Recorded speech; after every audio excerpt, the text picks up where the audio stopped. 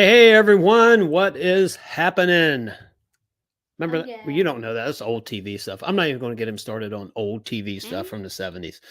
Hey, everyone, and welcome to Extreme Bronco. And this is Sunday night, 8 p.m. Eastern, and we're here and we're having fun. So let's go on over here to the comments and open everything up. Miller's Madness. Hello, Bob Holroyd. Hello, Bronco 78. Blueford, Benjamin Ford. Thanks for joining us early. Appreciate that. We're going to try to start getting into the chat. I think like 30 minutes early next week. See how that works out a little bit, right? Try to get something going before the show. Today, Gavin and I had, we mentioned earlier on Instagram how we're seeing the Broncos in the snow, and we're kind of, Jealous. come on, we're jealous. All right, sorry. Jelly. I'm glad you're having fun. Seriously. But today we got to drive our Bronco in January in southeastern Virginia with the top down. That was pretty cool. And windows down. And the window, well, really? The windows down with the top down? Come on. So And it would be perfect if we could take the doors off. So Gavin wants to take the doors off. So has anyone thought about, I know it's not the hardest thing in the world, but I keep hearing these horror stories where Mike Max, hey, how's it going? Uh,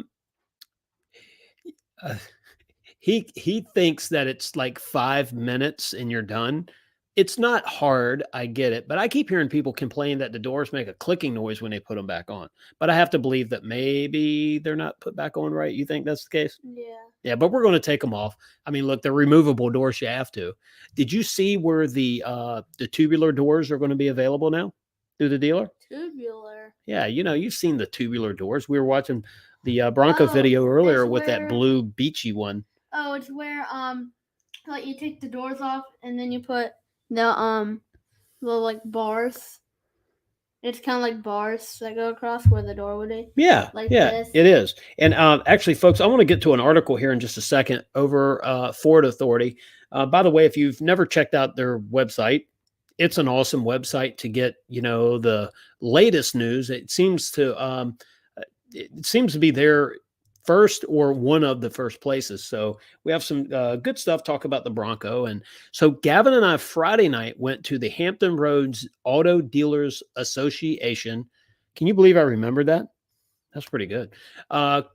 Basically a new vehicle show for 2022s.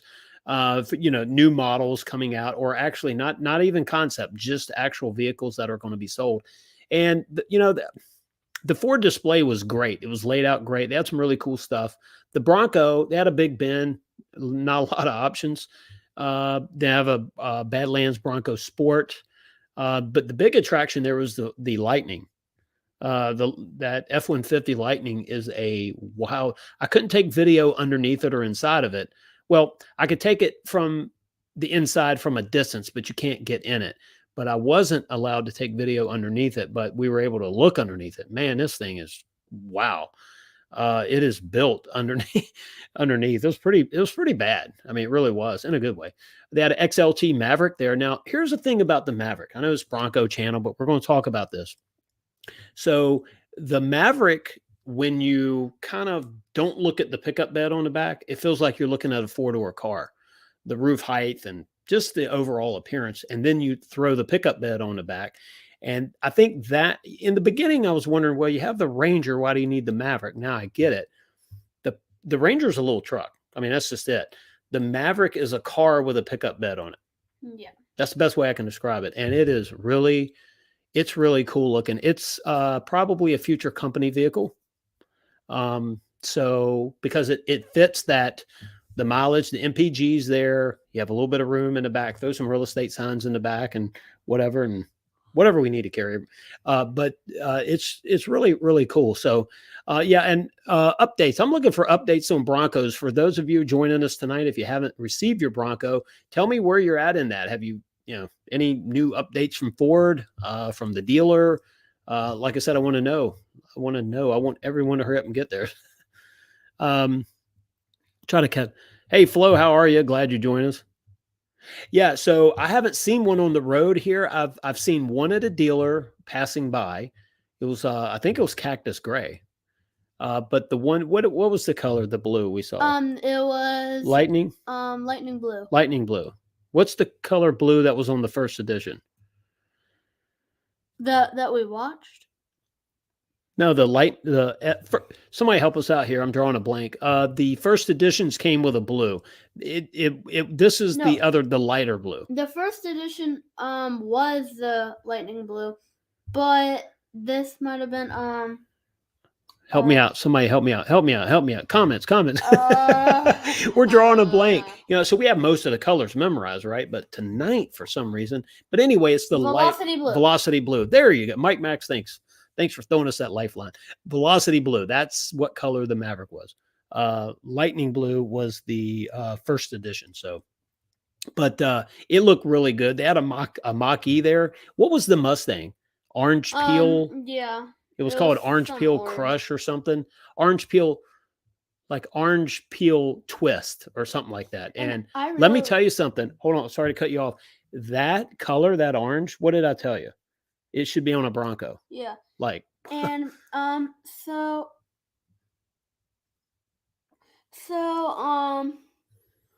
what happened was I know I saw that. I really liked the Mach-E and everything about it. And also, how you open the doors, like the button. Yeah, it's pretty cool. This EV stuff, I'll tell you about that in a second. I want to overlanding for fun. Hey, what's going on, Christopher? Christopher, thanks for joining us. Jeffrey, hello. You called Ford customer service within 5 minutes, had a VIN. That's remarkable. Someone on one of the Bronco forums today was saying that the dealer, Ford or someone, their order just vanished. So they no longer have. Now, they didn't call customer service. This was based on the app or, tracking their vehicle through the website. So I have probably a glitch in the website. I wouldn't really worry about it, but who knows? I mean, wouldn't that be kind of crazy? So, and you look, I know I had someone in the comments tell me that they're not going to watch our channel anymore because I have a second Bronco coming. And I've said it over and over and over and over again. My full intention on our second Bronco was to postpone it, keep it priority code 99 for the end of this year, and maybe even roll it over to 23. So what happened was, I've told the story before. The Wednesday, I guess Thursday was the deadline that you had to take it off of priority code 99 for a 21, right? You had to make it active, then turn it into a 22 order, and then turn around and priority code 99 that. So the person that does this at the dealership for me, they're off on Thursdays. So she did it on Wednesday. Thursday, the build dates come out. Well, guess who got a build date? Me. Because Friday, when she came back to work, she was going to activate it or turn it into a priority code 99. So it was a worst case scenario, but we really didn't need financially to take delivery of it right now. We wanted, that was in the budget, which starts in September. So we kind of wanted it toward the end of this year. And so for those of you who haven't received your Bronco, I feel for you and I feel bad and I have no idea. They can only build so many. I just don't know how it's prioritized because I do see people placing orders. Someone today received a Bronco just like mine. They placed their order in October and received it this week. I know people have been waiting, right, for over a year for that same build and haven't gotten it. So I have no idea. And we were driving down the interstate and we saw a antimatter antimatter blue, almost full size with a soft top. I don't know what trim it was because it was on like the whole other side of the interstate. Yeah, and he was what does old Ricky Bobby say on Talladega Nights? He was shaking and baking. Yeah, like he was hauling. He was had it in the wind. Let me tell you something. But yeah, we kind of passed each other on the interstate with headlights flashing. That was, I guess that's the Bronco wave, the headlight, the signature lights flashing. But yeah, we had a good day today. But let's get back on this car show thing. So we saw, the Mach-E, the new GT Mustang, which is really not, any different, small things here and there, but a really clean looking car. The F-150 hybrid, the F-150 Lightning. Then they had the Expedition Timberline. Yeah. Was it the Timberline, right? Yeah, it was the Timberline. So it's a concept. So there again, couldn't take pictures or video inside of it or underneath it. So it looks like a full-size Expedition from the side. has some really cool lettering and badging on it, but the front's totally different. I say totally different. The grill and headlights. Um, Shaking the table here. and it has some really good orange. It's not the cyber orange or Badlands orange. It's a more of a burnt orange accent and trim. That was pretty cool. So Ford had a really nice display there. The full size Bronco. If it was me, I would take in a Badlands or a Wild Track or something. But with all the options, so when you walk in there, you could see Sasquatch and trail turn assist and all that. But it's a smaller show. I get it. So it's not and it was good. And Jeep had a couple of their things there. Their full size SUV, which Jeep didn't have many. They didn't have many. They're really, I could tell at least from this show, Jeep's really going after that 4-door SUV, the midsize, and then the full size. Yeah. What was their full size? The Wagoneer? The Grand Wagoneer. They have a Grand Cherokee. So they had the Grand Cherokee, obviously a little bit smaller. They had the Wagoneer. It's bigger. The back on it, I mean, it works. It works for them. It doesn't work for me. The front was kind of cool. I see what they did with it, and I mean, they're going to fill a niche for the Jeep fan that wants that bigger vehicles. Obviously, they've built it, but it was kind of amazing to see the Suburban. They sort of have their little off-road version. Ford has the Expedition now, and then Jeep has the the Grand Wagoneer. Grand Wagoneer. Was it Grand? Yeah. Grand Cherokee. And also the color, they had black there with a lot of chrome on it. I think maybe if they would put a red or an orange or something like that, and then wouldn't you think it would have shown better? There was an early Bronco from an off-road company there. Eastern Off-Road had a show early Bronco there, and they had it in sort of this trailer. It's almost like a shrine. I mean, this thing was pristine. It was literally, wouldn't you say show museum quality? Mm-hmm. Like when you think Mustangs, you think of Concourse, perfectly restored. This thing was kind of crazy. Had some Richard Petty stuff there, which you can't tell it now, but we met someone at this show, and the conversation started about a pretty possible epic event as a Bronco show in Central Virginia. So stay tuned. We're going to try to put something together. Even if it doesn't happen, I'll tell you what it was. But it would be really cool. And there's a connection to Richard Petty there. It's pretty cool. If we can put this together, it would be remarkable and for a great cause too. So that's really good news. What else happened this weekend? Nothing. Absolutely nothing. You slept late. Yep.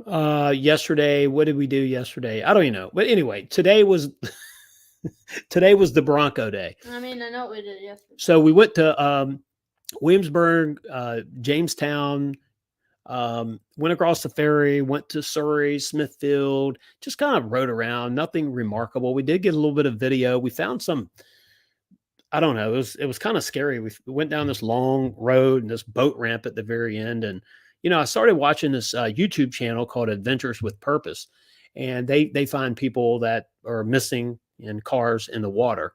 And this was didn't that seem like exactly where they would be? Yeah. Like going to look for someone? It's like, good Lord, Gavin, let's get out of here. Because there was burned stuff on the bank, chairs hanging in the tree. Oh, yeah. There was 2 metal chairs hanging from a branch. Yeah. So we were kind of, yeah. And it looked like there was an old boat in the, weeds.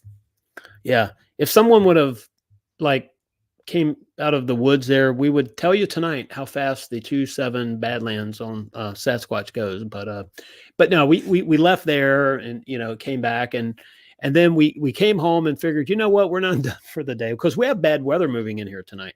I don't know if there's going to be lightning. I know there's going to be a ton of rain, so you might see it out the window here. But we came home and then the skies cleared up again. And what the heck, we went back out and challenged this little man to a foot race to a playground. So anyway, he beat me. Lost by a bit. So I'm pretty fast for an old man. 51? No, we're not going to say my age. Hey, really quick. 49. No, he's close 49. Enough. I'm under 100. How's that? Overlanding for fun. AMC needs to bring back the Pacer X on 40s. There you go. Hey, look, I would like to see I really like the internationals.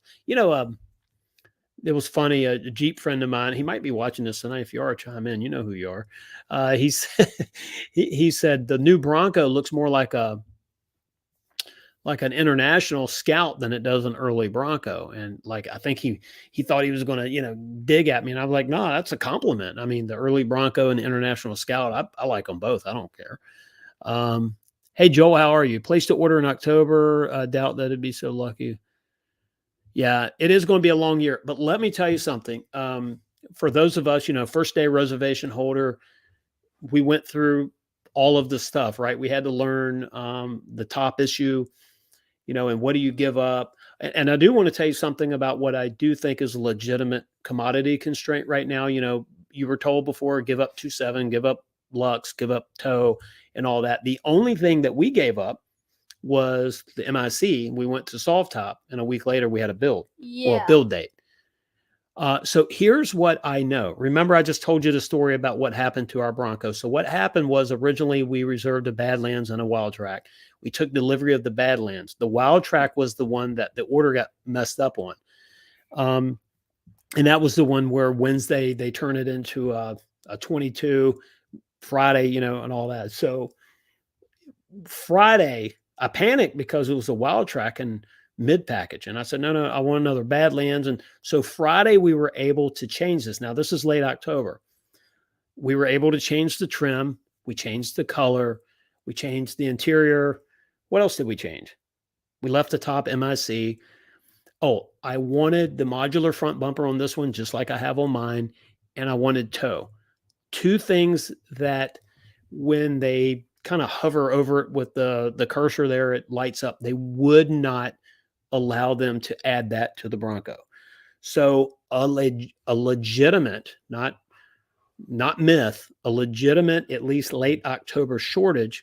There was no modular bumpers being allowed, even when you add a build date. You couldn't modify it. But remember, we modified the color, the trim, and something else. Oh, the interior. So I mean, went Lux, but marine grade, but Lux. So I do know that was pretty interesting that, there's rumor if you drop this or drop that, but right now I have no idea what the algorithm is. I do know I tell people all the time on social media, it has a lot to do with dealer allocation, right? So when you're going to order, a Bronco, one of the questions, we did a video this week. We filmed it this week. We're going to post it this week. One of the questions is, okay, where are you on price? Are you going to be MSRP or where are you going to be? Right. Number two, hey, Our Terrain Nation, thank you very much for that super chat. I really appreciate that.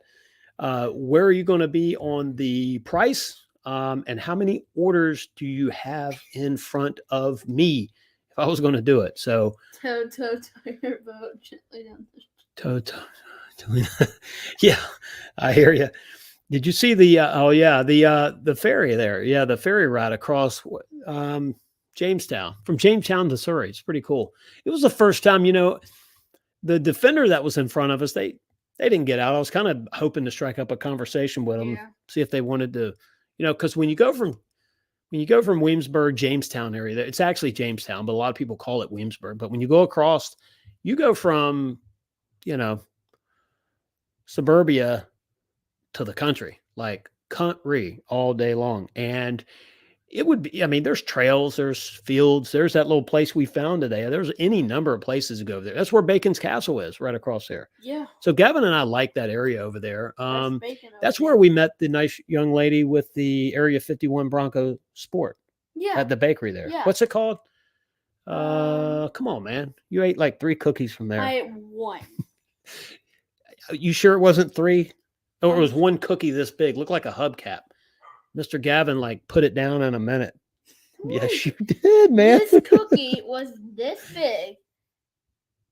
It was not that big. It was that big. It was that thick, and he ate it in 2 minutes. Yes, you did. No, I didn't. But anyway, so and then what did I say with the leftovers?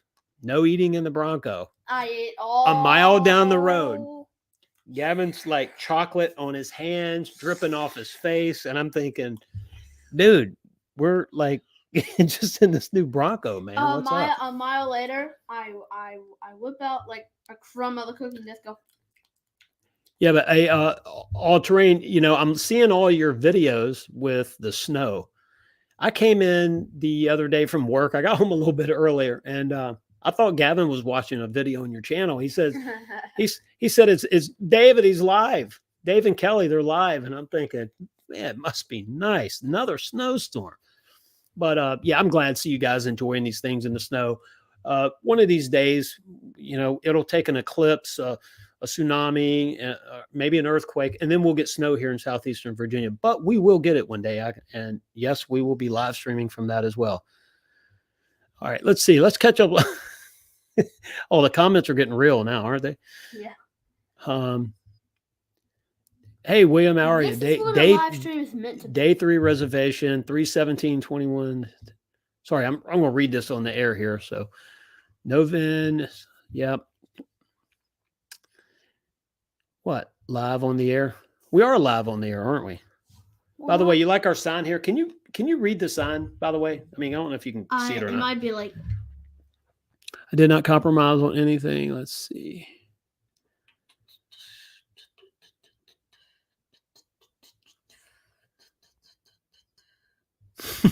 The Grey Poupon dispenser. Like, that would be the good comment. You pull up next to somebody in a Bronco, which we were talking about today. Today was only the second time. The Grey Poupon. Yeah, the Grey Poupon. I'll show you the commercial tonight. Well, it's a YouTube thing. Yeah, you'll. I never. It's clean. You can see it. As much as I watch YouTube, I've never seen that. Yeah, you eat the extra cookies and blame it on your son too. You know my secret, right? Yeah, I guess all of us dads. Well, I mean, it's not much of a secret anymore. Benjamin Ford said, "My Bronco will never see any snow because the glorious Michigan loves the salt." Yeah, I hear you. And the salt works on some vehicles. Now around here, the way it works, they only pre-treat the highways, and that's as long as it's not going to be a rain event before the snow. If it rains before, they don't. That's what happened on Interstate 95. If you saw the news on that last week here, it was a real mess. People were 24 hours sitting on the interstate. But the reason why they couldn't pre-treat it, not that I think it would have made a huge difference, was because it rained first, and that stuff just goes down. Mm-hmm. But what I was saying is, when it starts snowing here, we can enjoy the secondary roads, but stay off the highway, because also there's other people that just don't get it. They don't. I mean, they're hard to drive in a straight line on dry pavement, and then in the snow, it's really fun around here. I don't really know the miles per gallon, honestly, David. I don't know. You remember I did the video on that? No, the picture I did, an Instagram picture. We are not where we want to be yet. It's like 19.8. I have a 2764. There's a picture on our Instagram, and I took a picture of the instrument panel. But yeah, that let's see here. Yeah, sorry, these comments are getting real here. Yeah, but by the way, this man right here can put down some cookies. He's like the cookie monster, right? Look, man, you're young. You can enjoy it now. We start doing it, bad stuff starts happening. But anyway, so let's get back to the Bronco. Let's go to this Ford Authority article here. I didn't screen share it tonight. I didn't have a chance. Has your wife ever left you at home to cook dinner while she went somewhere last minute? This man was cooking ribs. You ought to be home with him. I was cooking ribs at 7:30, turned the grill off, and came up here and got ready for this. So we are committed. And I just hope they're not burnt. All right, so let's see here.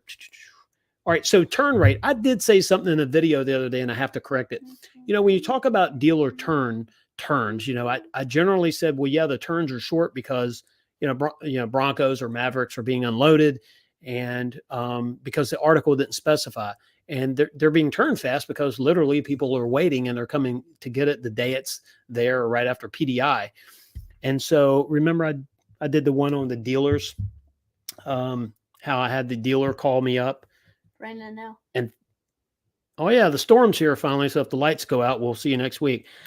We do have a generator, but I mean, it's So hold on a it's second. Let's fun. get to so the let's go to this. A number of blue oval models and sellers. There are hot sellers, including the Maverick and the Bronco, right? And a few other things as well. I'll be right back. A lot of people were paying cash for the Bronco, which I thought was interesting. The number is 70 to 80% of people are new to Bronco, or new to Ford. Dang, dude. They're new to Ford, the Ford Blue Oval. And then out of that number, another 60 to 70% of that number pay cash for the Bronco.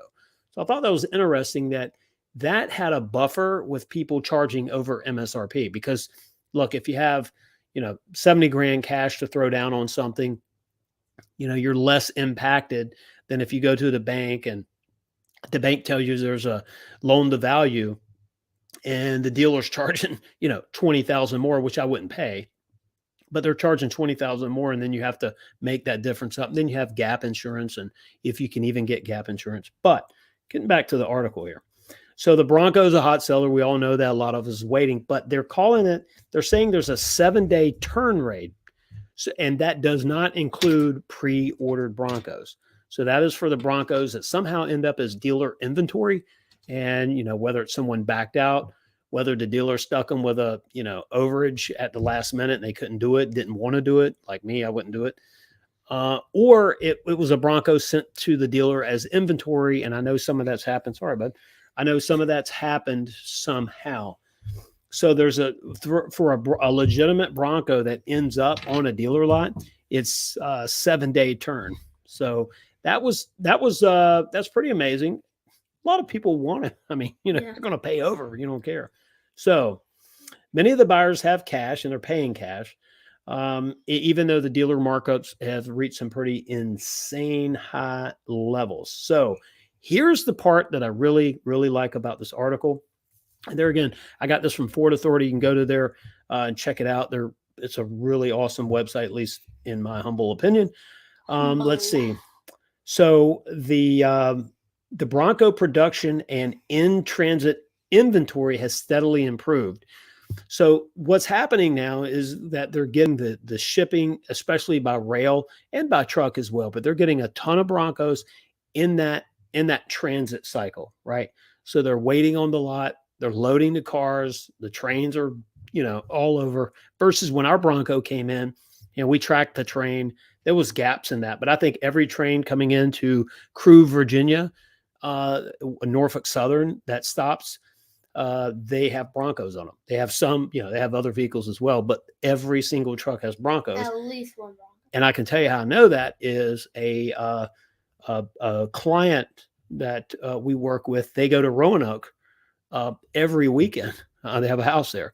Every single weekend they're going, and he tells me about the holding lot in Petersburg that they take the Broncos from Crewe, Virginia to Petersburg, and you can see it from the Route 460, the road that cuts through there. And he says every single weekend now there's trucks there loaded with Broncos waiting to be delivered, whereas just 2 months ago, it was one here, one there. They would see it one weekend and not. And, that's on Friday and on Sunday when they came back. So he's only seeing it 2 days out of 7, right? So what's happening the other 5 days? But so the Broncos are really, really starting to hit in that transit. So they're loaded up and they've steadily gone up. Let's see. Last month, Ford sold 9,168 units versus the 7,300 in October and 8,200 in November. So you can see how the numbers are getting better and better and better. So if you don't have a VIN, you don't have a build date yet, I have a feeling it's coming very, very soon. They're going to start cranking these out. We predicted 60,000 built this year and 22, maybe more, but I think 60 is realistic. So we will see what's going on from there. F2F, how's it going? Let's see what's going on. Bronco and Maverick are the most sought after vehicles right now at dealership. My Bronco. Wow. Good deal. So I'm going in 60. Yep. Congratulations there. Let's see what else we got. And everybody, Christopher's Bill Week is this week. That's pretty awesome. 8:30, so I'm gonna go ahead and hop up. I am hungry. I did not eat lunch. Or I did eat lunch, but it was like a little tiny piece of pizza. Yeah, and there's ribs downstairs. Hey, so look, let me go ahead. I'm going to make a mistake. My wife's going to be mad at me and half the people on the internet. I will tell you this. We were going to stay at the was it called the Dancing Bear? The Dancing Bear. The Dancing Bear. It's little cabins, cottages right down the road. And sorry, I'm a little scattered brain tonight. I was just looking at a comment about Bronco 78. Said, I'm looking forward to my first time at Supercell East or Cell East. So the Dancing Bear is right down the road. I called last week to reserve our cabin. Sold out for the weekend. There's a wedding, a big wedding there that weekend. So I think a lot of us might need to just rent a big cabin up there somewhere, like a big house. We all need to rent cabins that are close to each other, so we can all go to Supercell at the exact same time, or we can like meet up, have a campfire. Yeah, after man's got it. He's got it planned already. All right, so seriously though, if you're going to Supercell East, go ahead and get on the phone, find somewhere to stay. Yes, I'm saying it on live and all that, but yeah, I couldn't believe it. A wedding the same weekend, really? So yeah, there's a few hotels and stuff around there, but last year Gavin and I waited. I think it was like a month before, and everything was booked, so we stayed in Pigeon Forge. So, hey, Jessica, how are you? Haven't chatted with you in a while. Thanks for joining us tonight. You see that? Bye, everyone. Thanks, Blueford, for saying that. Yeah, Mr. Gavin. It's his, he's got to go grab some late dinner. Yes, I'm very hungry. I did not eat lunch. And it's like, what, 35 minutes from bedtime? Because I was playing on my PlayStation. So. All right. It's my fault. See you later. All right, buddy. Bye, everybody. All right. So, yeah. Yeah, he's excited. Today, we got home. The rain clouds kind of passed us by because the rain just got here now, but it was supposed to hit earlier. And he said, Dad, let's go for a ride in the Bronco with the top down because it warmed up this afternoon. And, I'm tired. I'm watching TV and nope, this is the one time. And so I said, let's go. We got the Bronco out of the garage again, dropped the top, and we went and had a great time and challenged him to a foot race. That's probably why I'm coughing tonight. I'm like, holy smokes, man. You're racing a 10-year-old's rough. Let's see. Let's get back in the comments. Overlanding for fun. I did back in December, make sure I could get something. Yeah, good for you. Good for you. All Terrain Nation, thanks for saying that. He has already left the building. Well, the room anyway. Yeah, so and Jessica, I will tell him what you said. Have a good week at school. He used the yep, All Terrain. Yeah, so if you're going to Supercell East, I'll go ahead and tell you book something now. And we're going to we'll probably just do a cabin this year. Last year I didn't know what to expect. So now that I've been there, I kind of know the terrain a little bit. I'm somewhat familiar with where everything is. Last year we stayed in Pigeon Forge. Stayed at a really nice, I think it was a Best Western. It was a unique building though. I like architecture, being in the real estate stuff, but it was a really cool building. And we were right down from the local goat restaurant. And that kind of wants to take me back there again this year because the daggone food was so good, but it's a 35-minute ride. So I'd rather cut out that drive and also, have somewhere with a kitchen where we can cook some of the time and not eat out 3 times a day or 2 times a day every day when we're there. Because we have some stuff to do the weekend before. We're actually leaving a week ahead of that. And we have some places to hit. And I don't know if we're going to take our Bronco, if we're going to drive it, or if it's going in a car hauler. And if it goes in a car hauler, the second one's going to go with it. So, but if we drive, obviously it's just, he can't drive. So it'll be just us and once. So we're still planning that out a little bit. But somewhere to stay. I couldn't believe there was what are the chances of a wedding that weekend? So that little area of Townsend's going to be hot. And so anyway, thanks for mentioning that about Supercell, your first time. And it's going to be cool. A lot of us have met over the last year over the internet. I think it's going to be pretty cool to actually see someone that you've talked to online. At least it is for me. So I'm looking forward to meeting everyone there that's there.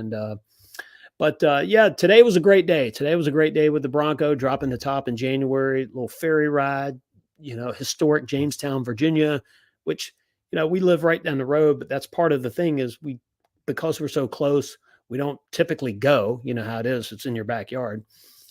Some people drive, 8, 10, 12, 24 hours to get here to see the place. So today we had that really, really awesome time. And that's what the Bronco is. I need to coin this. I think we have a shirt coming out called the Mystery Machine, or no, the Memory Machine. Yeah, Mystery Machine was Scooby, right? Yeah, the Memory Machine. So the Bronco for Gavin and I are creating those memories that one day, unfortunately, sometimes you look back and say, "I wish I woulda, coulda." We're not doing that. We're like tonight when I put the Bronco up in the garage and he wanted to go back out, like, let's roll, dude, let's go. And so the door went back up, we backed it out, and we took off down the road and had a great time. So that, the Bronco to me, that's what the Bronco is. Also, next weekend, if the weather's right, maybe it's our Corova beach run. So we'll be reaching out to other Broncos in the area and seeing if we do make it, if the weather's right. We don't, because they are predicting a snowstorm here. Yeah, right. But they're predicting a snowstorm for us next weekend. So if that falls through, we'll be in Corova. If there's snow on the ground, I'm not going to be on the beach. We're going to be here having some fun. So, but yeah, we'll see how it goes. But today we were looking at some of our plans for this year, and we do have a merch store. We have another a YouTube channel for cars and stuff, and that's getting ready to go live. And so we've got one store. And if anyone wants to, buy a copy of my book Driven, it's going to be there. And by the way, this book, if you're looking for motivation, it's in the book. If you're also looking for, the reason why Gavin and I spend so much time together is because my dad and I spent a ton of time with this car right here. You can see the roof of it. Well, barely. And so I had the luxury of, in my childhood, being able to spend that time with my dad. And so I'm making sure that I'm spending it with Gavin. But anyway, we'll have the book Driven on the merch store. And then we have this really cool pullover here. So a lot of these things are one-off. Well, you can't see it. I'll just post it. But we have a really cool color logo. We do have some vests coming this week. We have beanies that are already done. So we're going to put all that stuff out there. And hey, if you want to support the channel and get some swag in there, it'd be great. So that will be live hopefully by next Sunday. And if it is, we'll do a little show on that as well. But good high quality stuff. The vests are like the vests are pretty awesome. I can't wait to wear mine. I'm picking them up tomorrow, so I can't wait to get mine. But anyway, so we have some fun stuff happening, and but we appreciate everyone watching the channel. And what we're trying to do is get more of that action content out there, because I know other channels have been working on the Broncos quite a bit. We've been trying to figure out exactly what we want to do. The logo or the wrap on our Bronco is going to be the first thing. It's not going to be a complete wrap. It's going to be a partial. And so we've got a couple of designs. I don't like, well, I mean, they've done a great job. They've done exactly what I've asked, but now that I see what I've asked for, on the screen, I'm like, let's do something else. I want it to really pop. So we'll have that coming up, and a few small. I think the oil catch can. I think I'm definitely going to do that. The more I'm talking to a tuning company about the LSPI stuff that I just lose sleep over.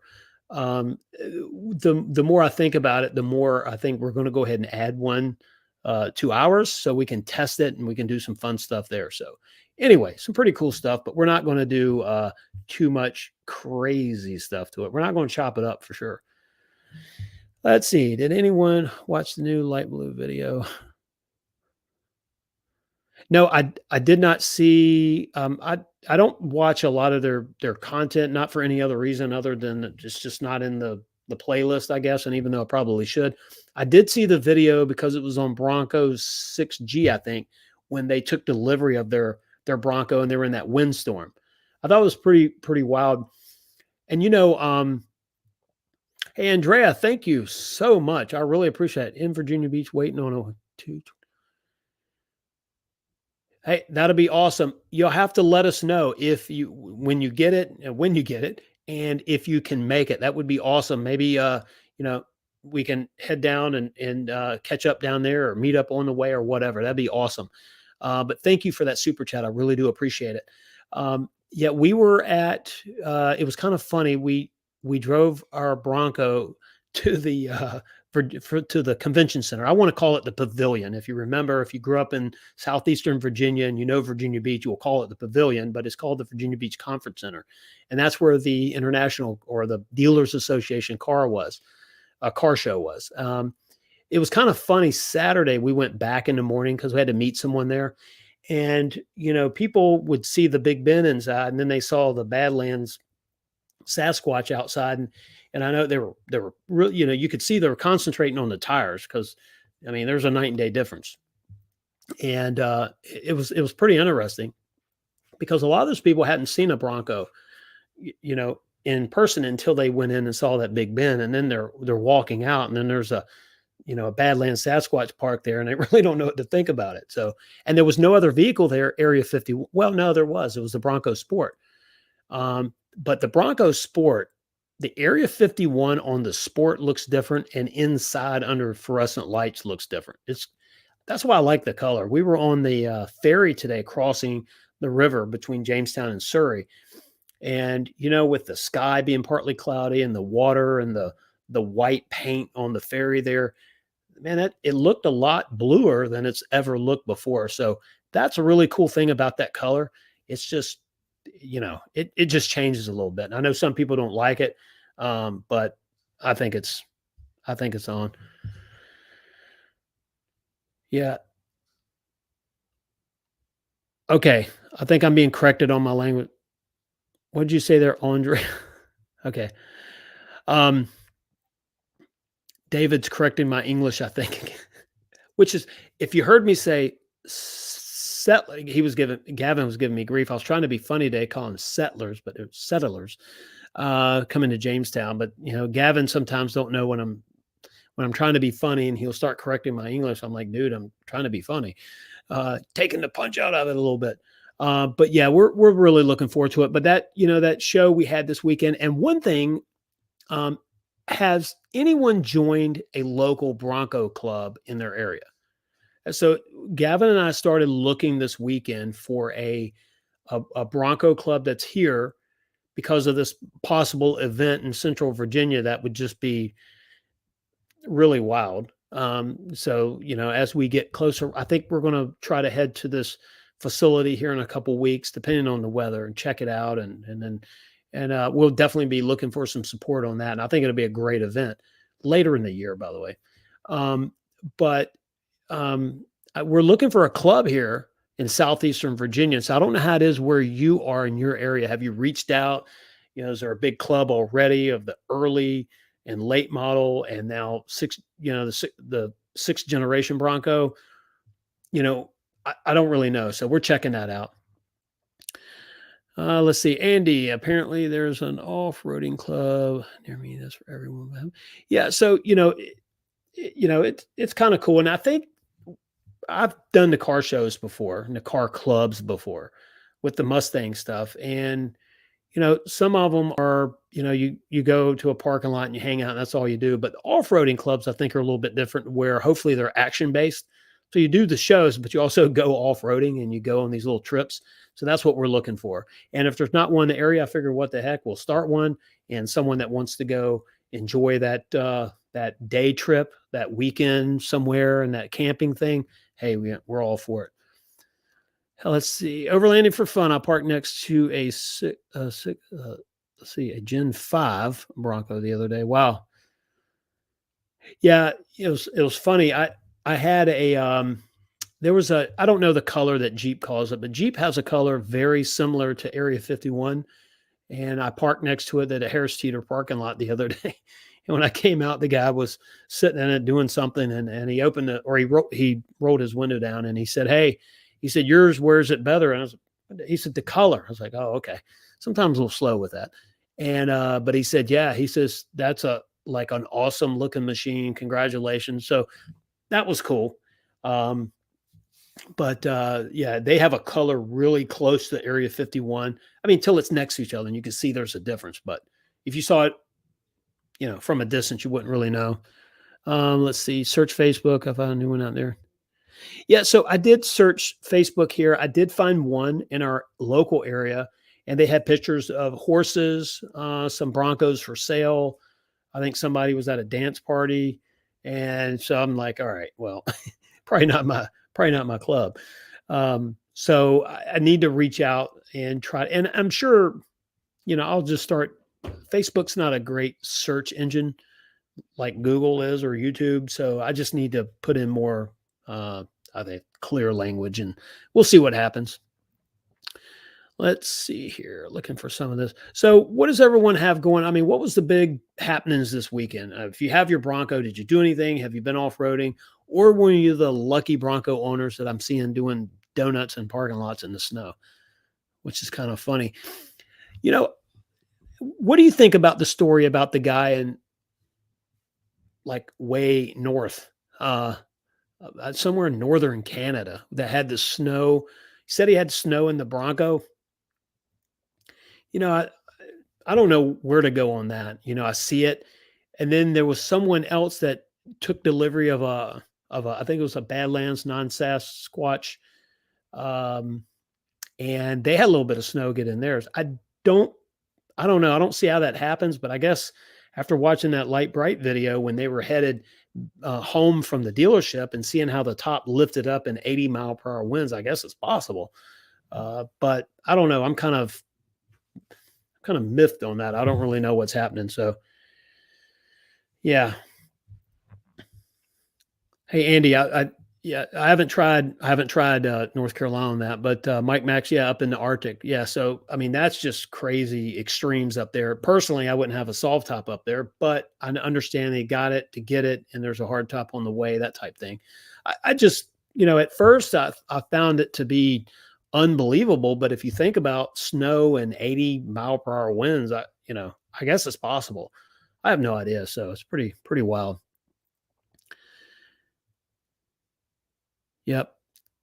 So Andy said, I'm delivering in the Phoenix area on Tuesday and then headed home to wait for my Bronco. Well, good luck. I can't wait for you to get it.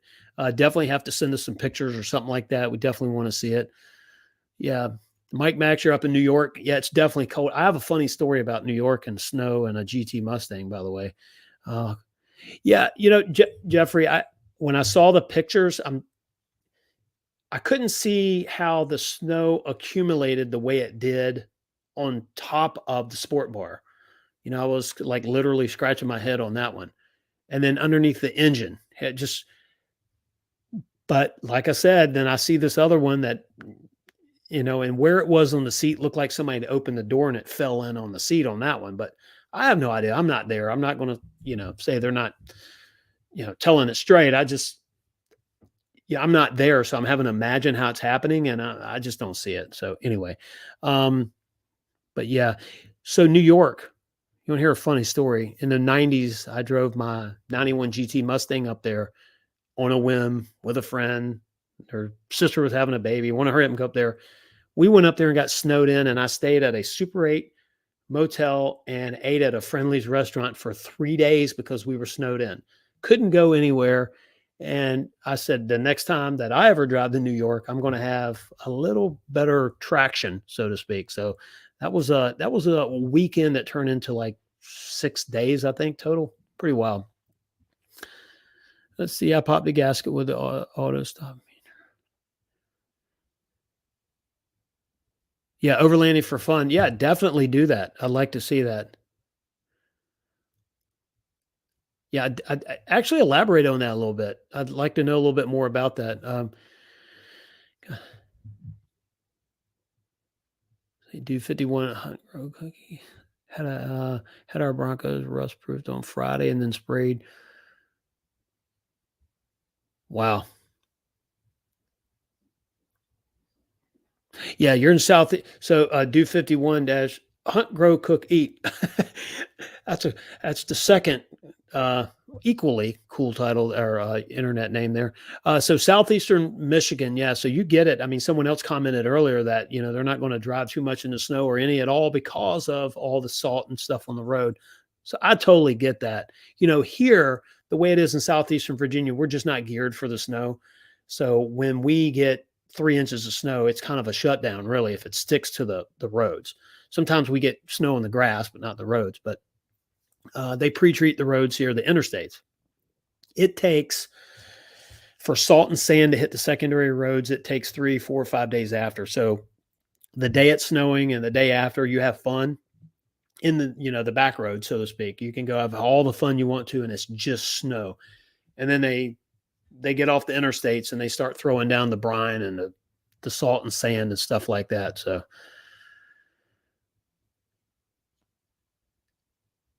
yeah. So I'm reading these comments here. That's why I'm trying to watch this. Yeah, Flo, that's pretty wild.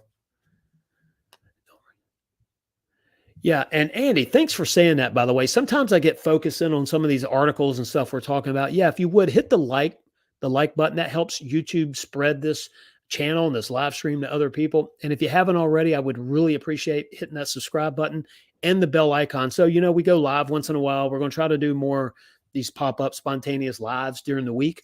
I mean, they're not going to be predictable. They'll just be whenever, but every Sunday night at 8 p.m. Eastern, we are here live.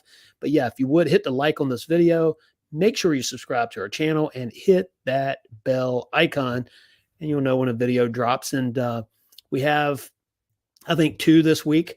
As of right now, I have 2 this week. I want to get through the dealers show that I was actually my first event that we were invited in to film. But I didn't want to drop the dealer video until after that event this week because I wanted to talk to some people there. I wanted to get a little bit better story on that. So I think we're going to redo the video because I have a better kind of an explanation of what the video is about. And so we're going to kind of redo it and edit a little bit and do it this week. But yeah, that was actually a first media, I guess, called media with the, media events. That was pretty cool. So I like going there and not being, I'm a Ford fan, get it. I like Bronco, but I did look at some of the other vehicles there, and you can see how even Jeep is really, I think, beginning to pick up the creativeness. For a long time, they've sort of been just where they're at, but I think they're going to really crank it up now because the Bronco's making them do it. And then there was other brands there, the SUV off-road, like Ford's matching, the Timberline. Right. The Expedition, that's very capable. Other brands are bringing that. And I think it has something to do with more and more people spending time outdoors, right? Less big groups and more of those weekend trips. Camper sales are off the chart even still. I thought it would slow down a little bit, but your campers, your tent, your outdoors stuff in general is one of the hottest markets or the hottest industry right now. One of the hottest industries. And I really thought that it would start to decline. But from the numbers that I see, if you go to campingworld.com, they're really obviously a leader in the RV stuff. They really are a good source for finding out like where's the consumer in the outdoors industry. It's actually pretty cool. Yeah. So your plows saw it at the same time here in New York. Yeah. Down here in Virginia, VDOT has very few really units equipped to handle snow, and they contract most of the work out. And they do the interstates first, the major roads, and then the salt starts flying in the sand a few days later. But we actually get to have a really, really good time on the secondary roads. Obviously, first year with the Bronco, so maybe next weekend we get snowed in. It'd be awesome. So you guys, when you get snow all the time, right? You get it. Your area, your city, your state, or they handle it a lot better than here. So, yeah, and I'm looking at Dude 51. Let's see, the plows hit the roads right away, and the salt trucks are right behind them. Yeah, the Rust Belt, right? Yeah, they don't call it that for nothing. But yeah, in this area here, so yeah, normally we stay off the roads. We ride the four-wheelers and stuff like that. But this year, yeah, it's a different story. I mean, I have trucks, four-wheel drive trucks and stuff like that, but I think the Bronco brings a whole new level of just being able to just enjoy it and have fun. And you feel, you don't feel like, well, what, because with a truck, a four-wheel drive truck, you still get stuck very easily. And like there's a TikTok video of a Jeep driving over a plowed area of snow and it got stuck outside of a coffee shop. Um, if you look that up, it says Jeep's doing what Jeeps do best. And that's the title of the video on TikTok. It was pretty funny, but that can happen to you in a Bronco because if you bottom out, you bottom out. The goal is, I guess, learning how to drive in it and not end up in that position. So it'll be fun. I think a lot of us have a good time learning curve. And if the weather holds out, it'll be my first time on the beach in a Bronco. I had a truck, F-250 years ago. Well, F-150, I'm sorry. The truck seemed real heavy. We aired down. We did everything right. And the real fluffy sand out to the beach is where it struggled. Once you got closer to the beach, obviously it was fine. But I'm seeing pictures of Broncos down there, and the people are just having a blast. So, if next weekend the weather holds out, we'll be there. And if it snows, we're staying put and we're going to enjoy ourselves around here. The Outer Banks, just so you know, is like an hour from us, hour and 15 minutes, maybe something like, well, I guess an hour and a half. It's an hour and a half now. You got all the stoplights and stuff. If you're in the middle of the night and you catch all the lights headed down, it's a little bit less, but about an hour and a half, just say an hour and a half, I can be there. We've owned Broncos for 17 days and love it, almost everything about it. The keyless entry. I'm reading the comments here. The keyless entry is in the truck. Yeah. Yeah, I hear you on the keyless entry. Yeah, there's only one thing on my Bronco that I don't really, I think I say I don't understand it. There is the driver's side sun visor that I can't open all the way to the windshield because it hits the rearview mirror, it hits the side of the rearview mirror. And someone else said theirs doesn't do it. So I've looked at it and said, I can't see because on the windshield, there's the little black outlined area and the mirror is mounted exactly where it's supposed to be.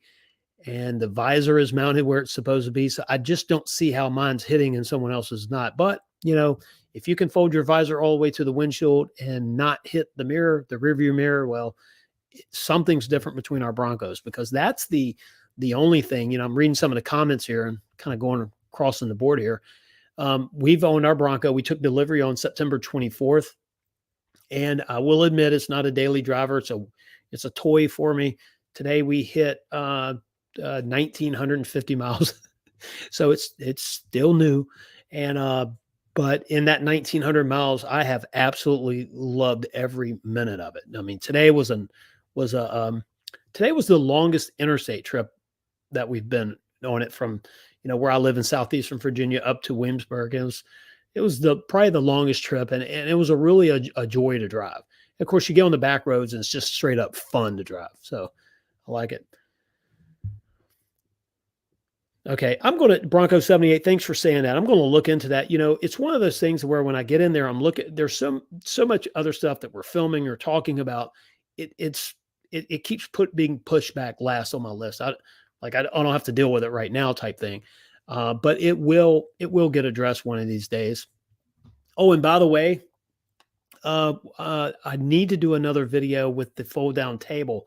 We did a video with the fold down swing gate table from Ford. This is the one that you can get off the Ford website. And some people complained that they're making noise. They were making a rattling noise. So we had an installer that was really like a great technician, right? And he added extra washers in different places to stand the mounting bracket to the swing gate so that there was more spacing there. And he had a theory that the rubber boots or grommets were crushing and causing the mounting part of the table to vibrate on the gate. Well, we've had, and knock on wood, we've had no noise when it was new, and I guess 1900 and some miles later, and some pretty bumpy roads we've been on. I mean, we've not been off road, but some of the roads around here might as well be off road. Um, no noise whatsoever, and we've actually used it. So, it's a really cool thing. I think we need to do a follow up video on that. The only thing about that table that we have to do something with is the Bronco is stamped in the mounting bracket that mounts to the swing gate. There's really nothing that makes that Bronco jump off of that, So we're going to do some stuff behind it and try to add a little bit of, you can do all kinds of stuff with plexiglass and LED lights like this right here. So I think we're going to do something with that and try to make it, pop a little bit. And so we have that video coming out, but other than that, we haven't had any the issues at all. I think we're doing another little follow up to the oil change. There's one more question that people have. A lot of people keep questioning whether the dipsticks in the 2.7 are the wrong length, because I think some people are hung up on the fact that the oil should be in the hash marks. But if you go online or on your onboard computer and look at the owner's manual, if you look at the oil in the oil section, you'll see a picture right there for the 2.7 that shows the maximum. And that's exactly where mine was from the factory. So it's above the hash marks. It's slightly above the top hole, but it does call that the maximum amount. And that's where 7 quarts of oil puts it. So kind of shifting gears a little bit. Some of the videos that's coming out. So if you're interested in the table, the fold down table on the swing gate, whether it makes noise or not, or what it looks like, we'll have a follow-up. We already have the one video on our page now, on our channel now. And then we're going to do that follow-up to the oil change this week and a couple other little odds and ends. But other than that, yeah, we're just we're looking to get out and enjoy the outdoors and do some fun stuff, because that's what the Bronco is meant for. It's meant to get dirty, and it's going to be fun. So lifestyle off-road design on a table prototype looks like. Yeah, I can't wait to see it. Yeah, I haven't bought anything from them. Haven't had, the luxury of trying it or whatever, but the stuff that I see and hear about sounds like, like it's well designed and good quality stuff. So,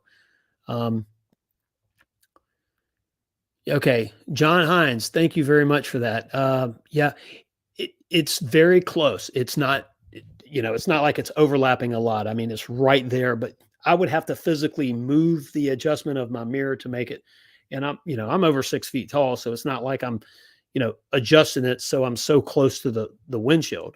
But I'm gonna mess around with that. Maybe it's a video for mine on there. And hey, I know how to adjust sun visors, but there's something different about mine. But that's the only thing. If that's the only thing you can find wrong with a new vehicle in the first year of production, yeah, that's pretty sweet. So, uh-oh, what happened here? Yeah. Andy, yeah. Dave must not be here, because I think he would have commented by now. Yeah, let's see here. And I guess a lot of you watch All Terrain Nations videos as well. That today, I really wish I'd have had that dash mount that they have, because I've watched his live streams driving, and that camera really looks stable on there. I know the iPhone has a lot of stabilization to the filming side of it, but I mean, it really, really looked good. An iPhone, you can tell when it's vibrating, even though the stabilization's working. If you get some fuzzy areas around, like lines and stuff like that, and it's trying to adjust, his videos look clean and clear. I have a kind of a flexible mount to the windshield, and it shakes all over the place. And I mean, you would get motion sickness if the iPhone didn't do such a good job getting some of that out. So today I really said, yeah, I need to get something like that. And I think that was the 67. I can't think of the name of their company, 67 Designs or something like that. So, let's see here. At Broncos, I'll put some context to the auto stop in the comments. Okay, good deal. Yeah, I appreciate overlanding for fun. Thank you for that. Yeah, that auto stop on the Bronco. I forget to disengage. And anyway, yeah, 67 designs. Thank you very much. That looks like a really cool mount. You know, if I can avoid drilling holes in the dash, but you know, with all the filming that we do, I mean, we have to have something there. And so I'm going to see how he likes it in a couple months, and I may have to. And I guess right now they're still in the early stages. I might have to try to give one. Yeah, but yeah, and thanks. I'm going to look into the comments about that auto stop. Let me try to scroll back up.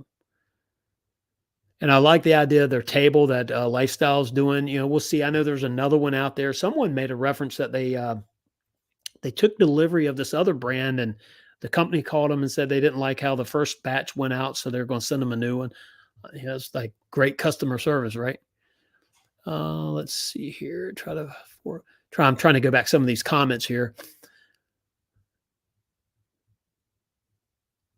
Yeah. Yeah. So the table, I'm looking at some of the comments, do 51, you know, that table makes zero noise. And the installer basically added to each bolt, he added two washers. And so what happens, you know, the first, if you remember on the first table, somebody ran screws through the outer skin of the swing gate because some of the screws were longer. Well, he said what he did, because he'd gotten a bulletin or something on that, he started adding washers to shorten the depth, the embedment or the depth of the screw. But when he did that, he said suddenly the first one he did made noise, but the second one didn't make noise. And the difference was he added more washers.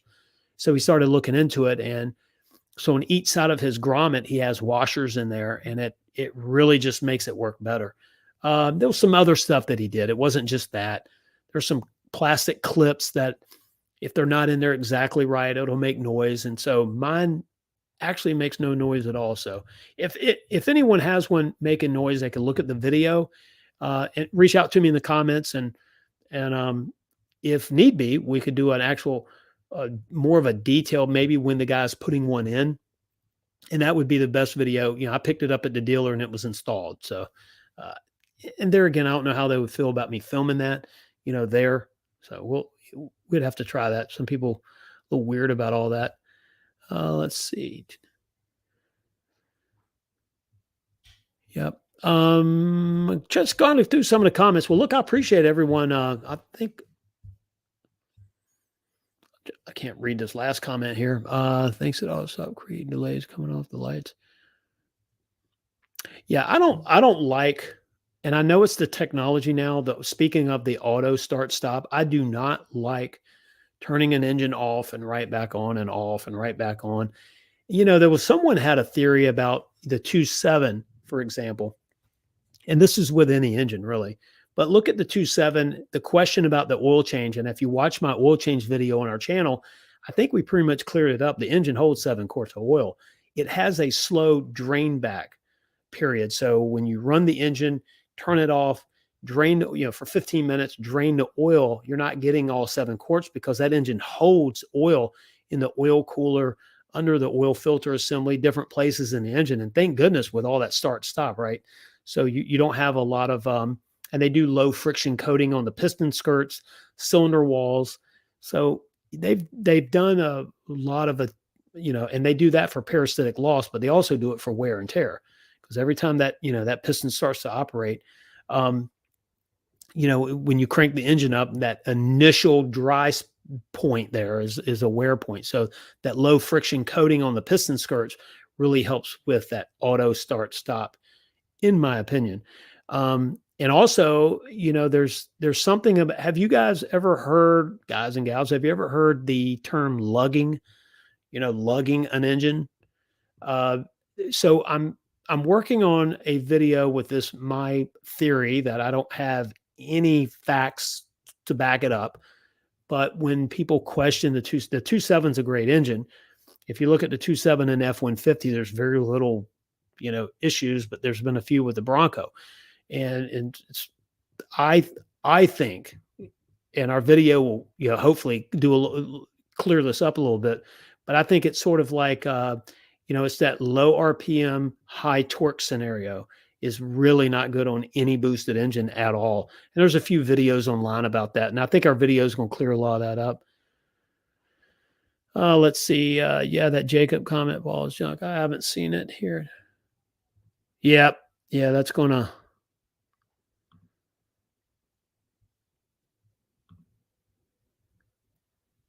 Well, I took care of that one. Yeah, thanks, Andy, on that. I need to get some moderators here on our channel. Anybody ever wants to volunteer, let me know. As we grow this channel now, we do have the outdoor stuff starting in the spring. So we're going to be doing, Gavin and I, more of that, that outdoor stuff. Him and I going camping. Look, I'm not the proficient camper. When it comes to tent camping, I mean, I'll have to say this will be one of the few times I've done it. So this ought to like popcorn material. I'm sure it's going to be funny. But yeah, this year we start with that. And then we have a couple places we're going. We're going to stay in a cabin, and you'll understand why when we go. There's certain places I will not stay in a tent. But yeah, that's going to be fun. So as we start to do more and more of this outdoor stuff, our channel is going to grow, obviously from off-roading and tech, but it's going to be that cool stuff. And if we get a cell service somewhere, we're going to live stream from there. Maybe one night we'll do one of our Sunday night live streams. But I just think that where we're going with the channels, we don't want to just be hung on one thing with just technology or just off-roading. If you want to watch a dad teach his son how to camp, when the dad needs to learn how to camp, it's going to be fun. I mean, like Gavin will probably tell me, I think he's been camping more than I have. I don't know, but it's going to be fun. And I tell you, you're never too old to start living. And yeah, this whole Bronco stuff and Bronco Wild Outdoors, and I appreciate every single video you guys watch and you like. Today we had 100, I think I was going to post it here tonight, 175,000 views. And I know some people get that on a video, but for us, being a relatively new channel, we're humbled, like literally humbled, 175,000 views. And so we really appreciate each and every one of you. And this Sunday night live, I mean, we love being here. If we could do it earlier, then Gavin could stay for the entire hour. However, young man's got to get ready to go to school. And so that's it. So, yeah, and John Hines, thank you for saying that once again. I know I'm the guy. I need to put a big note over here. Hit the like button, hit subscribe and the bell icon, and so you can definitely check out our stuff. But as the weather warms up, in between now and then, there'll be beach stuff and hopefully some snow and a little off-roading. But when it warms up, we're really going to start doing that outdoor stuff. And how does the Bronco work? Some of the accessories that you can get to go camping, to actually use it the way it was built to be used. And Gavin and I like to go fishing. And there's a few fishing holes we want to go to. You can get to with four-wheeler or, Jeeps. Well, now it's the Bronco. It is a trail to get up there that typically requires a more of an aggressive off-road vehicle. So now our Bronco qualifies. The landowner will let us go up there. He's not going to let a 250 with 33s on it go. But I mean, he'd let somebody with, some monster tires, because he's the one that has to get the tractor and tow people out. So this is up in the mountains in Virginia. It's in the back of a cow pasture. So like the entire approach to this place with the video should be fun by itself. And then the fishing trip is even better. The only downside, it's stock trout. It's not native trout. So, I typically don't eat farm raised fish. But they do stock it upstream, and 3, 4, 5 days, a week later, you start catching them at this place. So it's all a scheduled event, but it's fun. I mean, it's really fun.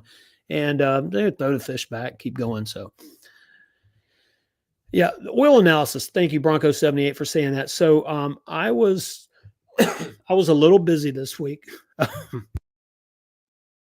Sorry about that, having to mute live. I was a little busy last week. And I did not get it out until it. So we took it to UPS on Thursday evening. So it went out Friday.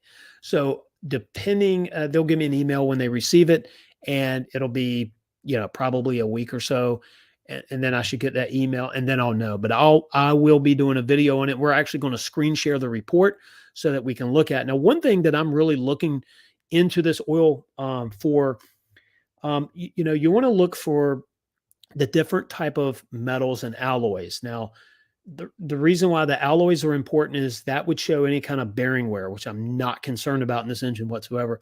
However, I do want to know the raw gas content, and how much, what's this acid level, the acidity of the oil only at 1,500 or 1,600 miles, whatever it was.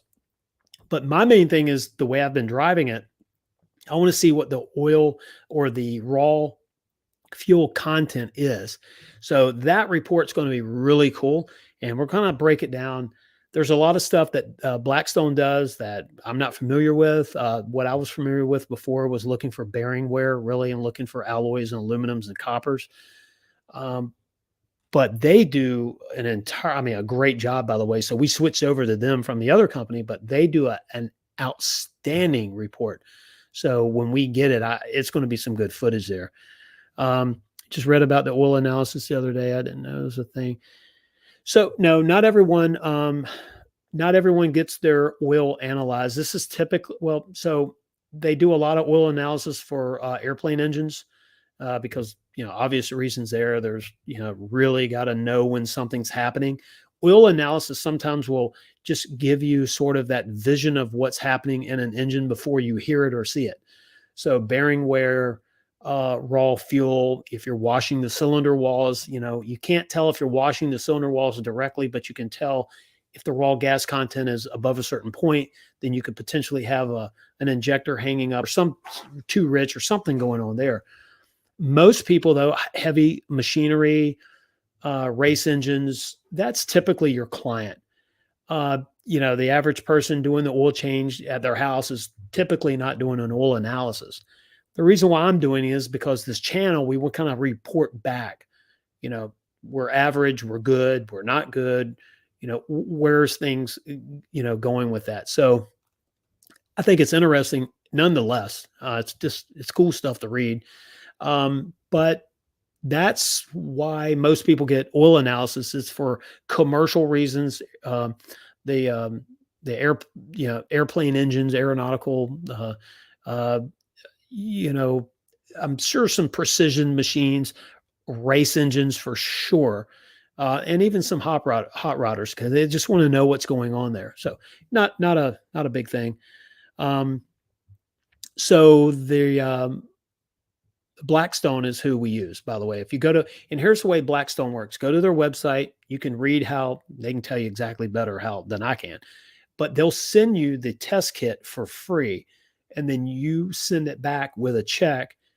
And so it's very easy. They'll send you the test. The instructions are there. Now in my video, I love some of the comments. I said it 3 times. Don't do it this way. Don't do it this way. But I sampled the oil after it came out of the engine.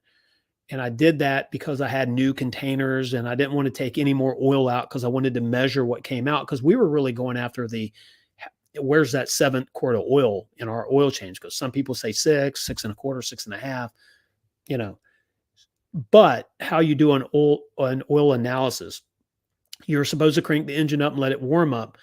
But some people don't mention the reason why you want it to run prior to draining the oil. You want all the small particles that might settle over time into the pan. You want to get those suspended in the oil. So when you drain the oil, more of those particles drain out with it. Well, when you do an oil analysis, you basically take the little bottle into the stream, fill it up, pull it out, let the rest of the oil drain into the tank, and then cap the bottle, clean it up, and then get it ready to ship. The reason why you do that in the stream and not how I did it, they just want to get a sampling of what the overall oil is. They don't want it to settle or to have a contaminated container you've put it in or something like that. So we did this one a little bit different. The next one will be a little bit different. So did Ford say anything about voiding the warranty on adding a catch can? I have not received the answer on that, but I will tell you this. The GT500 comes with catch cans, right? Because, and that's supercharged, but it's still sort of the same process. I haven't gotten the answer on that, but I can't believe with LSPI being an issue in any boosted of any brand engine, I can't believe that it would be a negative, as long as it's a good product and it's made for boosted engines, because there's some, dual points for PCV, like pressure in the intake changes under boost versus non. So there's a really some good technology behind some of them. Some of them are just not that great, if you ask me. I have not received that answer, so I'm not going to recommend someone do it. I will never recommend someone do something, but I'll just show you what I'm doing, that type of thing. And so, I'll let you guys and gals, I'll let you know if I ever actually get that answer. Because one thing I don't want to do is have the unfortunate issue with an engine and that be the blame, right? So I would love to get that answer, but I do know with my concerns with LSPI in any boosted engine, I want to do every single thing I can to prevent it. And that is one component. It is one component. The other component is when you're driving, try to stay out of the boost situation at low RPM without downshifting. And how that happens is you're in 10th gear, you're on the interstate, and you can actually get a big headwind. If you look at the Light Bright video, if you look at their boost gauge with the headwind that they had, you could see their boost going up to like 14 or 15, maybe even higher. And that was incredible at no change in the accelerator, just the pressure against the vehicle and the engine trying to compensate for that. But what you don't want to do is cruise down the interstate in 10th gear and just give it a gas. So you start boosting, but not enough gas, not enough throttle, I should say, that it downshifts and raises the RPM, because you want to stay out of that high torque between that 1300 and 2000 range. You really want to be out of that. Now, to like today, I was really monitoring how I was accelerating, and I was able to accelerate in 10th gear without creating boost. Obviously, if you stick your foot into a little bit more, you're going to see the boost gauge go up and then drop right back down. But I was able to just slowly accelerate. And the guy behind me probably hated it because he probably thought I was driving, like ridiculously slow. But I was just easing into the gas to accelerate without creating boost. And so that would be considered not a lugging. A lugging is when you're creating boost at lower RPMs. And then there again, on my turbo etiquette video, there's some things that I mentioned. I know the Bronco doesn't dump the atmosphere. I was kind of talking about a valve there and saying, this is kind of what you hear on aftermarket stuff on the street. When you hear it, that's what this valve does. The Bronco internally dumps it. But just some of the turbo stuff, and none of this is official. And I actually have no inside knowledge of what's going on with engines at all with, people that's had issues. I just know that if you go online and just read up on LSPI and lugging, and you can start to get a habit of how you need to drive your vehicle, and also the quality of gas you should use. We had somebody on here last week mention about Shell. I think it was Shell gas. And so we're going to try to put together something there that's considered, like, does Consumer Reports ever do anything like that? And look at gas and all the testing. But I can tell you 93 octane is what we are using, and that's all we're going to use in our Bronco. So anyway, get off that subject. But to answer your question, Mike Max, I did not get that answer. Sorry, I get on these little rants, don't I? I did not get that answer. So let's see here. All right, what's going on here? My buddy ran the latch, yes, transfer. Yeah, overlanded for fun. Yeah, exactly. So industrial equipment, machinery. Yeah, I didn't think about transformers because, some of the transformers, some of them are throwaway and some of them are rebuilt and also maintained. Some of these transformers cost big bucks. So they always want to make sure that there's not some crazy stuff in there. Let's see. Yeah, but getting back to the oil analysis, that'll be one of the videos that we do here, and we'll do some screen sharing on that so you can actually see, what we're doing there. But I have to tell you something. Yeah, I'm a Ford guy. I like Ford. I like Range Rover too. I like other manufacturers, but Ford right now is just, they're getting it done. I mentioned at the, how Henry Ford normalized the automobile for the common working man and woman. The common working person, the common family. Ford's doing that with EV. Now, whether you're on the EV, train or not, I have my own personal opinion on it, but for whatever, Ford is normalizing the EV. The F-150 truck looks like a truck. It doesn't look like a spaceship. And so when you look at the technology that they're putting there, And then you look at the Bronco. Think about it. We have a small displacement engine with a lot of horsepower and a lot of torque. I mean, these things are small engines, but because they're boosted, they give us. So we also have to be patient with technology because, we want the horsepower and the torque. The government wants fuel economy. And so the EcoBoost is the moderator between the two. And once in a while, there's some stuff that goes on, but I look at EcoBoost and say, how many millions are out there? And you don't hear this every day. So it's a very small percentage. So as a company, I think Ford is probably one of the leaders in this technology and now in EV. I mean, the Mach-E, the F-150 Lightning, I'm not a big electric vehicle fan, but the F-150 the Lightning is so cool. I mean, everything about it. And they are testing, they're testing a EV Bronco. So that'll be, one day. So we'll see. But that's coming. So Mitchell Watts put 87 in his Bronco. Yeah, and that's interesting. We're 93, and I'm an engine guy. I don't own a dealership, but I know engines, and 93 is in my Bronco. If you think about towing, if you look at the owner's manual too, it says if you're towing, if you're going to be, some extreme conditions that you want to go with a premium 93, or in some areas it's 91, some areas it's different. But generally speaking, I think Alaska's 91. Everywhere else you can get 93 or something like that. It's very few 91s. Some states offer it, but I mean, the max in our area is 93. I guess to each his own, but 93 is going in mine. And I can't recommend you do that. You just read your owner's manual and figure it out. But with me, I want to get rid of as many things as I possibly can that I know is bad for boosted engines. And keeping a higher octane, in my humble opinion, that's what we're doing. So, if you do it, great. If you don't, that's fine too. Altitude affects this. The different altitudes that you're at, really affects the fuel that you can and should use. So it's a lot of research needed on your part. Can you explain how the all right. So octane, and this is not scientific. This is probably not the actual definition, but if you think about it, the higher the octane, the higher the flash point. So 87 octane can cause. So if you have say a GT500 and you run 87 in it, you're going to get spark knock, and then the knock sensors are going to start adjusting timing and everything else.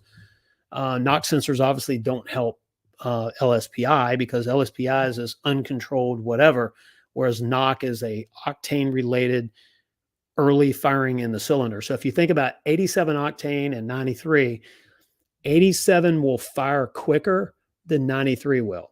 Now this depends on atomization. Also, when you spray fuel into a cylinder, it's not the particles necessarily that fires off. The particles then become vapor, and then the vapor fires the minute. Depends on the timing, but right at or just slightly before top dead center. So when you get the expansion in the cylinder, it's pushing the piston down. Knock or LSPI or even timing being way out causes, timing doesn't cause this, but LSPI does, is where you'll have an ignition source in the cylinder before it's on top dead center. So you have an explosion, an expansion of gas. Then you have spark, and then you have the, they call it the determined or the purpose, the actual ignition.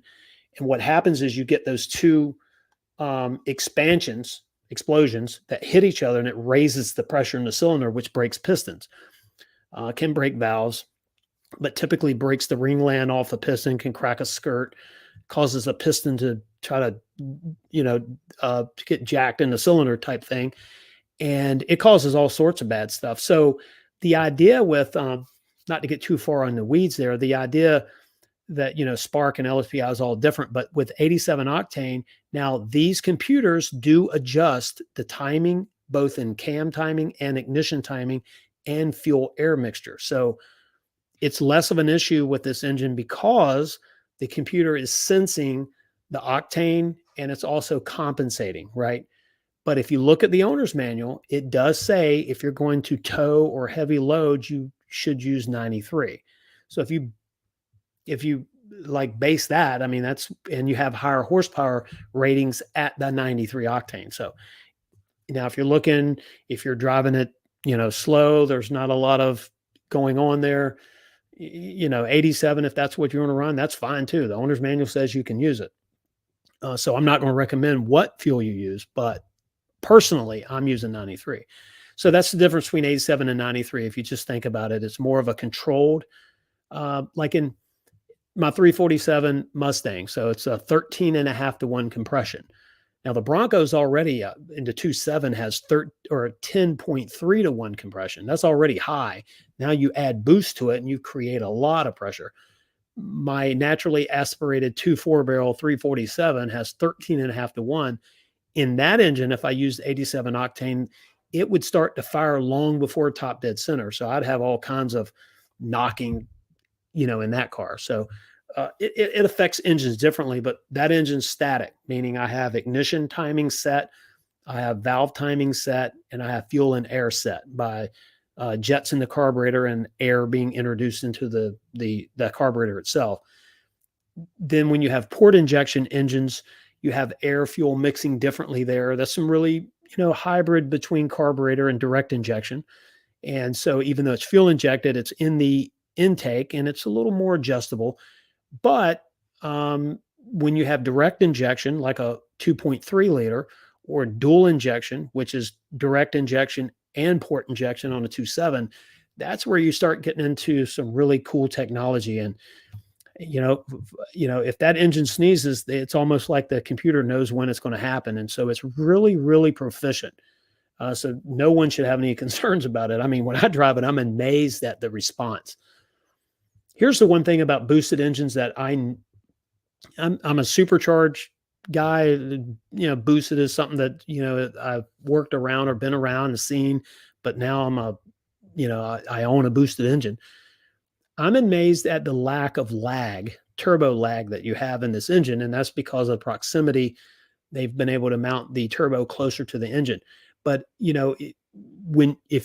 if you start accelerating in your Bronco and you feel it start to go and you're looking at your boost gauge, the minute you see it building boost, you feel it in the seat, right? And that's the difference, right? That engine is incredible. So look, I know I'm a fan. I've owned this Bronco, for a couple months now. And it's one of the few vehicles that I've ever driven that I like. I think I like it more today than the last time I drove it. And that's just like total fan stuff. I get it. But I just think it's one of those, I keep waiting for it to disappoint me in something, but the turn-in radius, the acceleration, I'm happy with the mileage, the fuel mileage. Now, I'm not really sticking my foot into it and doing some crazy stuff there, but at almost 20 miles to the gallon, I'm good with that. At least that's what the onboard computer says. So I think, look, we've got an advantage here in the Bronco over just about any other brand. If you just look, I know there's some places where if you put big tires on it and you go rock crawling, you might have some issues with the rack and pinion, which somebody is already working on a fix there. But I'm not doing that. The 35s are staying on mine. I'm keeping the original wheels on mine, right? Because I'll eventually go to a different tire, but when these wear out, but the rims, I like my Sasquatch rims, with the beadlock, the silver. So there's a lot of stuff on our Bronco that small stuff's going to get added and changed, but I don't think I need to worry about the drivetrain or the suspension because I'm not doing any of that really far reaching stuff. So that's just my opinion. Let's see. Higher octane is super helpful to pre-ignition. Joel, thank you for much. Absolutely. Flow premium for you. Can you explain? So where I went about that? Yeah. Interesting. I haven't seen a video or anything with Mitchell running 87. That's very interesting. I'd definitely like to talk to him about that and wonder what his theory on it. He has a lot of mechanics there that work for him. So he has some input as well. Obviously, ask him what he runs in the Ford GT. That's a sweet car too, man. He is, my hero. All right. I'm out of here, folks. We're an hour and 30 minutes into this, and I really appreciate you being here every Sunday night, 8 p.m. Eastern. Remember, I do what I do. I don't recommend it. It's just what we do, and you can kind of watch from the outside looking in and see what we do our Bronco. If you like it, cool. If not, that's cool too. So I don't have two new YouTube channels to share this week. Last week I shared what was it? Ventures for Purpose. And the other one was Vice Grip Garage. So I already did that. If you haven't checked them out already, check those out. Two great channels, completely different ends of content on YouTube, but great. One will make you laugh and it's interesting car stuff, and the other, is heart wrenching, but then positive and interesting nonetheless. I think the other one would be there's overlanding Jeep people out there. Somebody else mentioned it, Cotty Wample or something like that. That's a very interesting channel. They do some pretty cool stuff. So if you're into new YouTube channels, hey, check out some of those and we will go from there. Let me hit some of the bottom comments. Junkyard Dogs too. Okay, I'll check that out. Vice Grip Garage is a great. Yeah, Do 51, that he's got the whole, his wording, and I love to talk to him sometime. I don't know if this is the content for him to come on as a guest or not, but yeah, he has these comments where he'll wonder where some country singer is. And he'll just randomly say it. I mean, the guy is great. Great. He needs a TV show, honestly. But yeah, so I'll check out some stuff, Dig, stuff like that. All right. Hey, Mike Max, thank you. Everyone that's joined in, Overlanded for Fun, Bronco 78. Andy, thank you very much. I appreciate the super chats tonight as well. Really helps our channel grow and helps us get some cool stuff going. And yeah, watch out for some cool swag stuff coming. That's going to be cool. And what else? New content, a couple new videos this week. Watch out for those. I appreciate each and every one of you for being here. And if you haven't gotten your Bronco, hang in there. It's coming soon. All right, everyone. Have a good night. Be blessed. Be safe. Have a prosperous week. See you next week. See ya.